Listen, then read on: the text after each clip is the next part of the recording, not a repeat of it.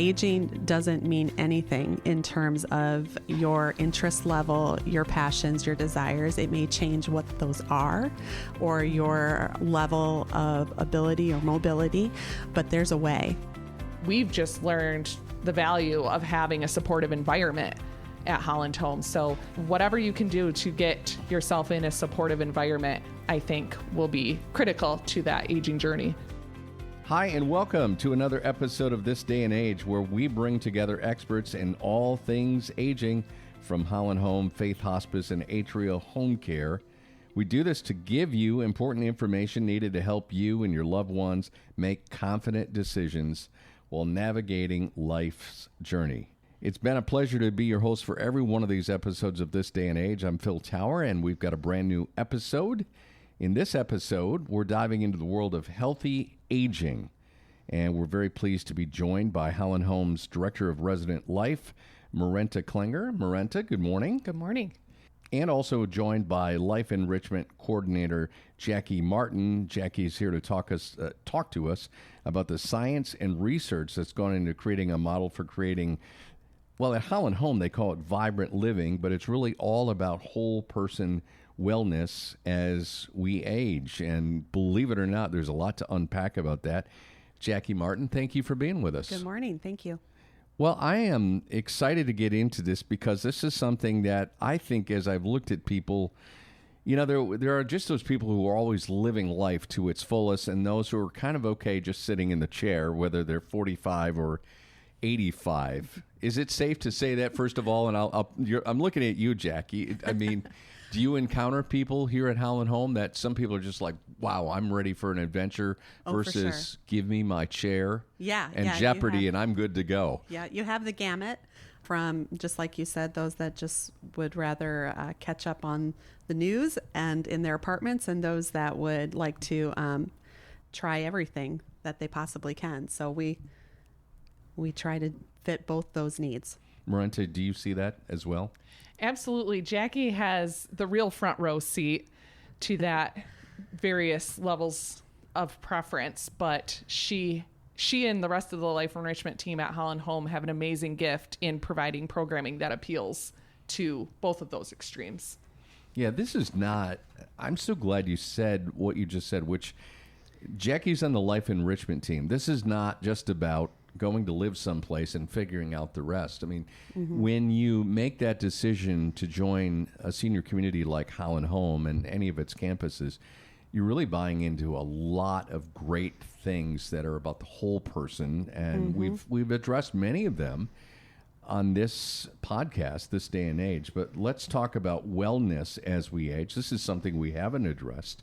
And many people may be thinking along the lines of the more obvious, which we're all told at an early age: don't eat fast food 7 times a week. Yeah, not only eat well, have a good diet, be active, exercise regularly, challenge your brain. We're learning a lot now about how it's really good to have, teasers and puzzles for your brain, especially as you're aging. And that's really not only for older adults, but it's for anybody. But when we talk about this component of whole person wellness, or at Holland Home, vibrant living, let's talk about some of those components. And Marenta, I'll have you start, and Jaci, you can fill in. What does this whole concept and the components of vibrant living mean? Sure. Vibrant living is Holland Home's internal wellness model. So that's something we created almost 6 years ago. We really tapped into the residents themselves. It's their home. We want to be providing programming and wellness opportunities that appeal to them. So we created focus groups at each campus, and those residents identified 5 components of wellness that we then incorporated into the vibrant living model. Some wellness models have 7, some have 10. It just depends on what wellness model you happen to be looking at the time. But vibrant living, we started with spiritual fulfillment. That is at the core. That's right in line with our mission statement at Holland Home. So it makes sense that that's at the foundation of vibrant living as well. And then we have intellectual discovery, social engagement, physical wellness, and emotional well-being. So those are the 5 components that the residents told us were important to them at this stage of their lives. in active aging, healthy aging, it has a direct impact on health and longer lives. So we really dove into what the research out there was telling us, and we used that to apply to the foundation of the development of vibrant living. As we know, the thing with research is it's constantly changing and evolving. And I think our wellness teams, Jaci, others, are so good about keeping up on the current trends in research and then really letting that impact our programming. So between what the research tells us and what the residents are telling us, that is what fills our calendars every day across all levels of care. And as Marenta said, Jaci, you went right to the people who live at Holland Home in their facilities and said, what does this look like to you? Which is kind of exciting. I mean, you didn't just look at some text or some study and say, okay, we'll just hope this fits. You actually asked the residents. For sure. We do a yearly survey that asks those questions. Plus, we have many different activity committees, resident advisory councils, and those type of offerings for our residents to make sure that their voice is heard, that we're hearing it, and that we're not only hearing it, but figuring out how to apply it the best way that we can. And we just take it really from their lead.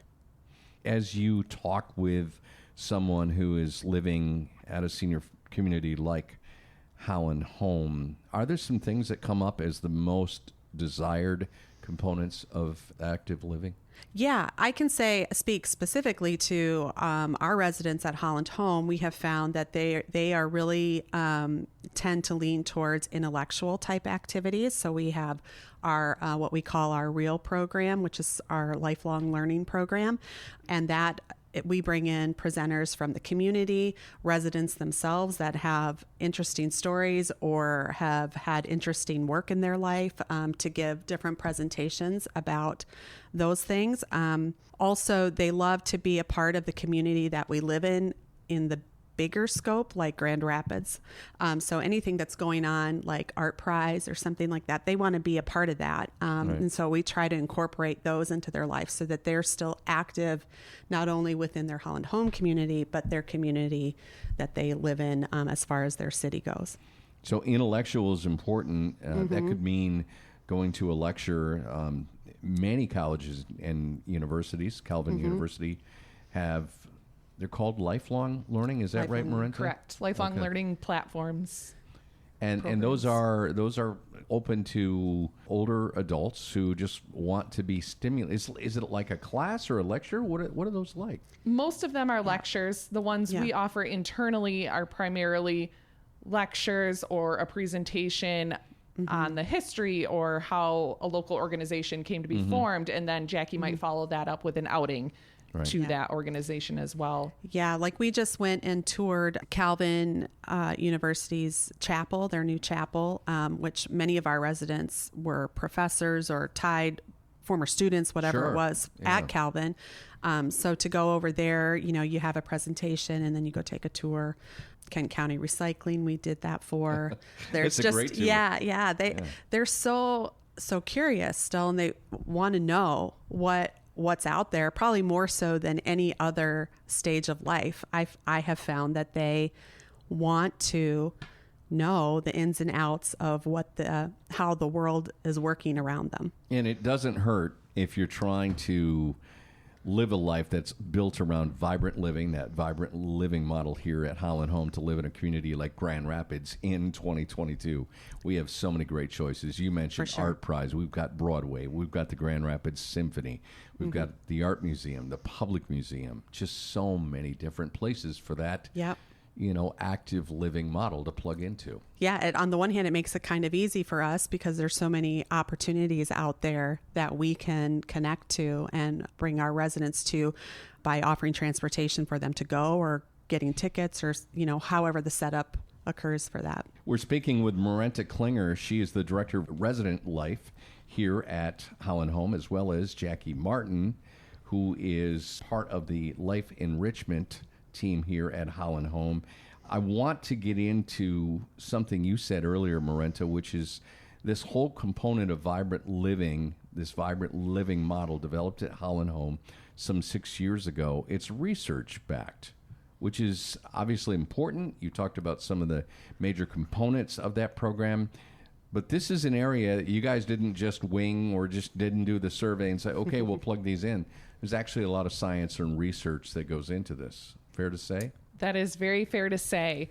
I would say one of the biggest pieces of research we looked at was the Blue Zones research, and that was done by Dan Buettner with National Geographic.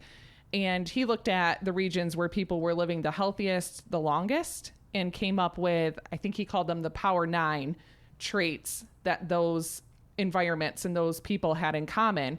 So we took those 9 traits and really looked at how do we apply them internally. What does that look like at Holland Home? To eat right, to stay connected, to move more. So we just looked at how we could translate that research into the vibrant living model. There was another study done that's referenced in the Blue Zones. I think it was done by the MacArthur Foundation, and it said that only 20% of the way we age is determined by our actual genes. So the flip side of that is that 80% of the way we age is determined by our lifestyles. And so those are the little choices you and I are making every day that are building on each other. So that tells us that we have a direct way to control the way we're aging in some sense.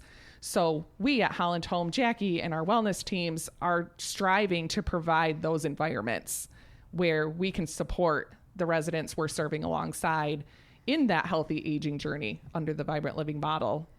And we allow that to guide us. However that looks for them. We just really try to meet them where they're at.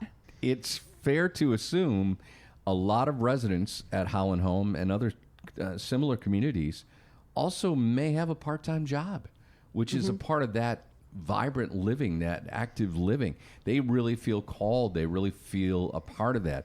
Or, as you said, the spiritual aspect, Marenta, maybe they've been leading a Bible study or a faith group at their church for 20 or 40 or 50 years, and they feel like that's their calling. So that really, like you said, that's that 80% of, I feel like I could get out and do this no matter what. Yeah, I'm feeling a little cruddy, but this is what I love doing, so I'm going to go out and do this. Absolutely. That's a big part of it, isn't it?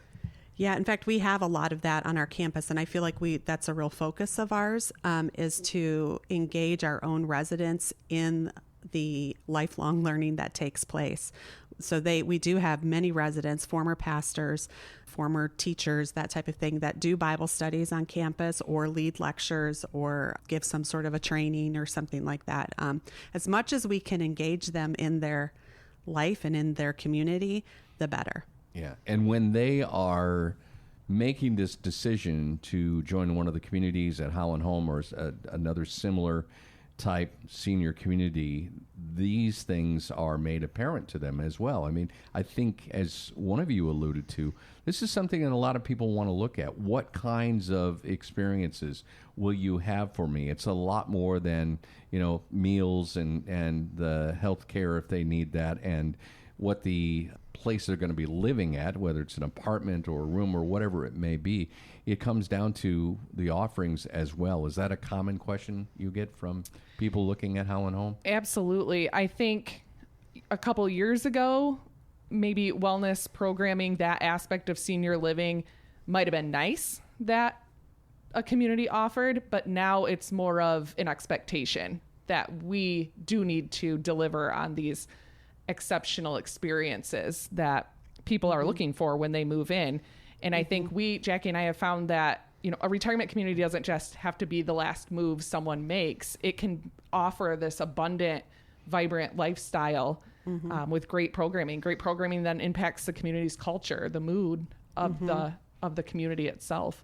Yeah, I would even say that maybe folks, while they're kind of in that transition time between, having their sort of active adult life when they're raising families and their grandkids, and then they're in between getting ready to move into a senior living facility, that maybe they've lost some of that connection with their own living, and coming into a community, whether it's Holland Home or wherever they choose to go, can kind of revitalize that and bring that back for individuals to remember that, I can be involved in things, and I can connect in ways that maybe I had forgotten, or just life got a little crazy.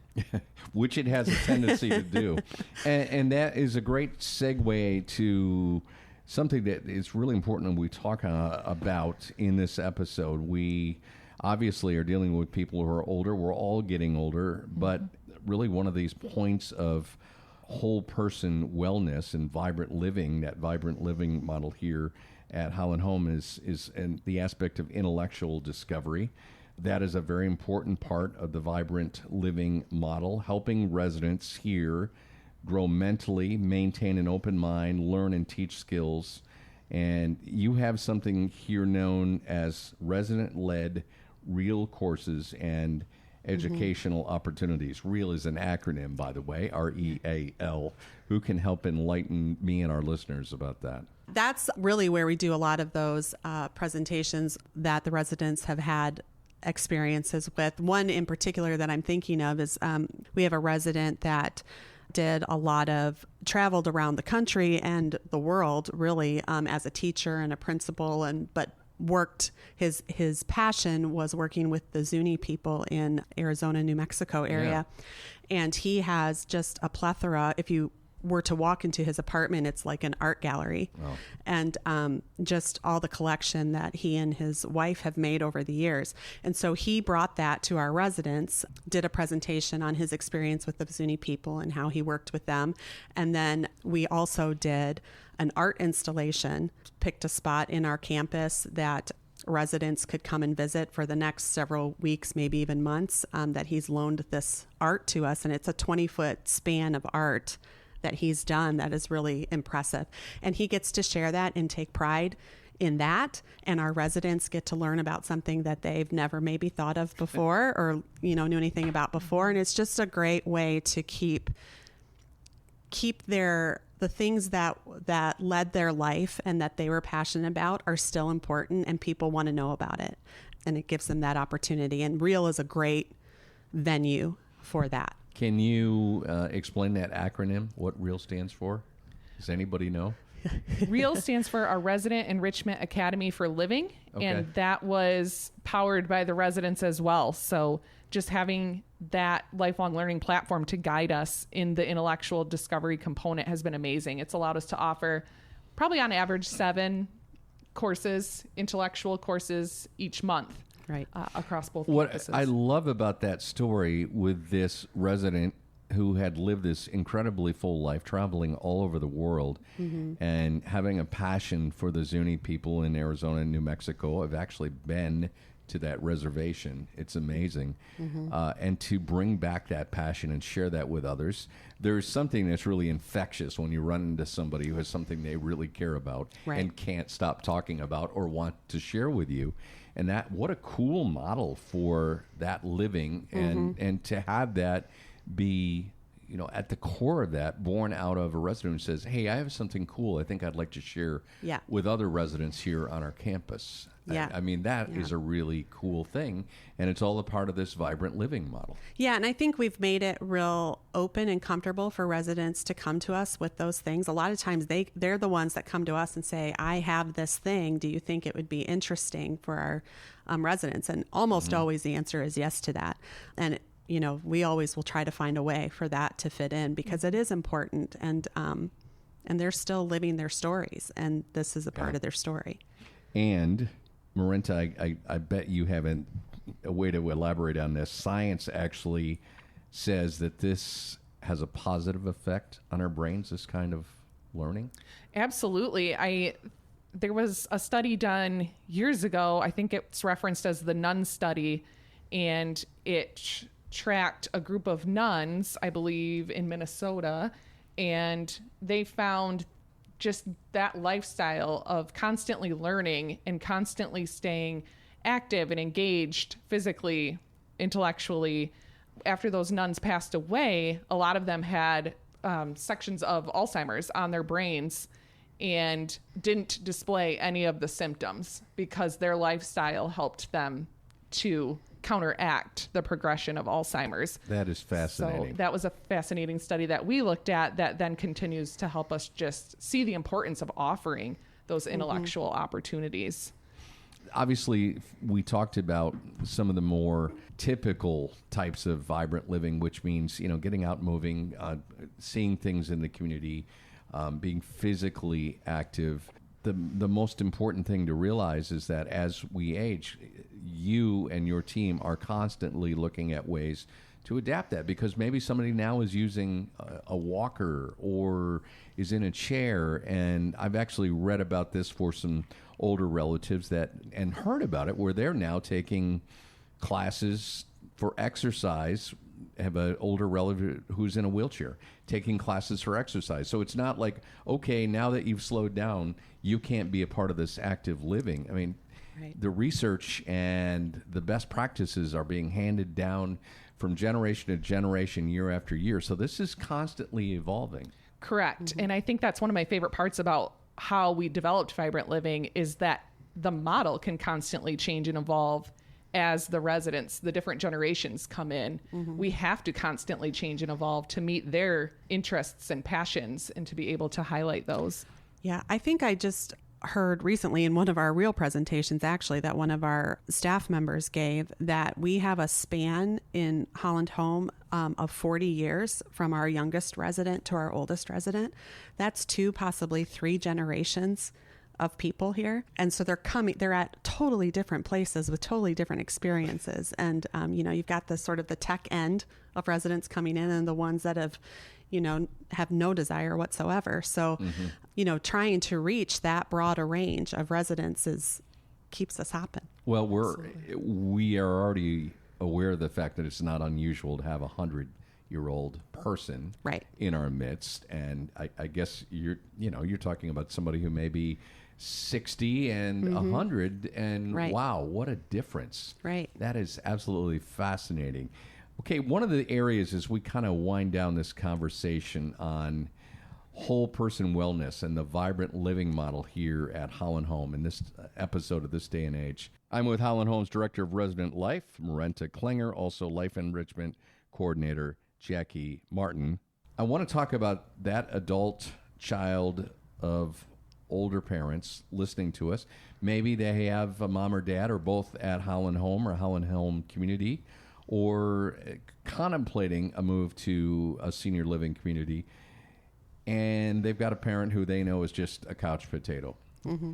Or just, let's face it, some people have a comfort zone, and that might mean inside their home or their circle of 2 or 3 friends, or it's very limited. But at the same time, we've just spent the last 20 minutes with some really hard and clear evidence that getting out, being active, constantly learning, constantly taking in new things from a cognitive standpoint means a better and longer life. So there may be some experience that each of you have had here, or at least encountered. If there's somebody listening who wants to help get their parent, their older parent, in that mindset of what this could look like, do we have any words of wisdom? And whoever wants to jump in first, we'll have that be our final thing to talk about. I think just from the research perspective, any of the research that we've applied to vibrant living could be applied, outside of the walls of Holland Home as well. So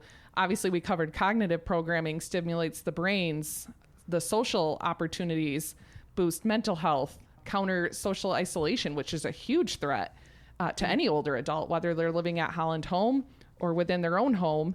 That social isolation can be just as much of a health risk as obesity, smoking, alcoholism. So whatever you can do to get mom or dad out or engaged in any way, shape, or form will be a huge gift. And whether that's Area Agency on Aging of Western Michigan offers lots of programming.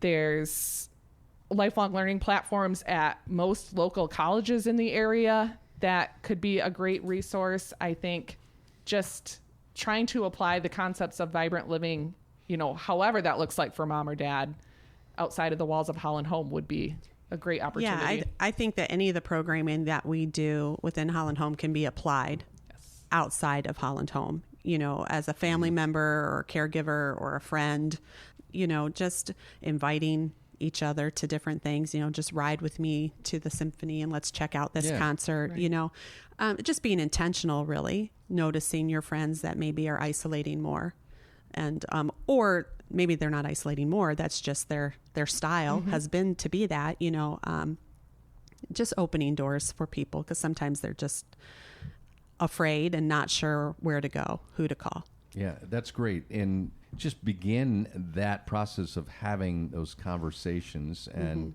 yes, there are resources outside of Holland Home. And if you have older parents that are thinking about making a move to Holland Home, you want to begin that in terms of what would that kind of vibrant living look like for you. And that will help in terms of that process as well. We're joined by Holland Home's Director of Resident Life, Marenta Klinger, also Life Enrichment Coordinator, Jaci Martin. Any final thoughts before we wrap up this conversation? I'll start with you, Jaci. Just any final words of wisdom? Oh, just to go ahead and go for it. Aging doesn't mean anything in terms of your interest level, your passions, your desires. It may change what those are or your level of ability or mobility, but there's a way. And it's just to keep pushing forward and find the way, whether that's joining a community that offers that or talking with your friends. Marenta?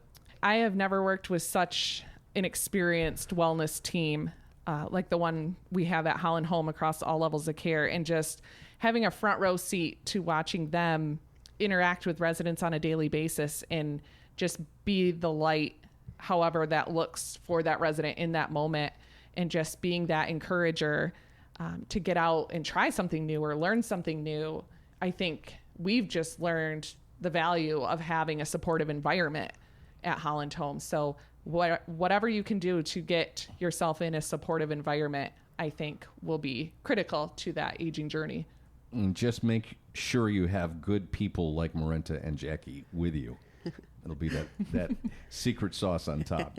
Thank you so much. I've learned a lot, and I know our listeners have learned a lot. And really, we encourage you, as you or a loved one are making these key decisions or starting to think about these decisions about how or where you want to continue your aging journey, we want to leave you with recognizing the importance of having access to a community like Holland Home and programs that support this whole idea of whole person wellness and the vibrant living model here at Holland Home.